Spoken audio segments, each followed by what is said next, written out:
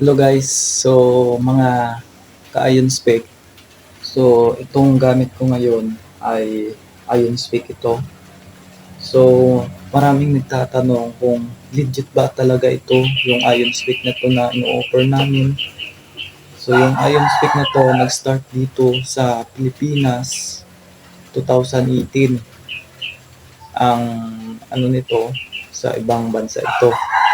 Ang kanyang headquarters talaga yung main office ng IronSpeak na to ay international at nag-start dito sa Pilipinas, doon sa Pasig City is 2018.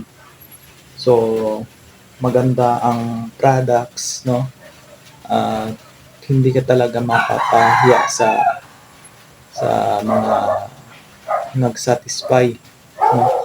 Satisfy sila sa products ni MGI, no? Marami talaga benepisyo lalo na ngayon, laptop, cellphone, no? Mga cell site, mga yung wifi natin, di ba?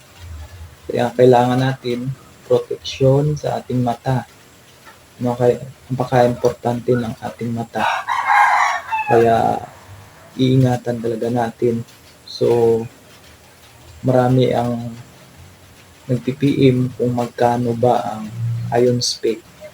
So pinipm ko naman, nagre-reply naman ako sa kanilang mga inquire kung hindi pa nila kaya na bumili dahil mabigat daw. Ina-advise ko na mag-ipon muna sila, no? Kasi hindi naman to na madali, mabibili mo to sa madaling panahon. Sa akin 84 days ko to nabili ang aking yung spec. So kailangan talaga pag-ipunan, no? So maganda siya. Ito naka full brightness nito. Full brightness na to. Full brightness na. Hindi sa masakit sa mata.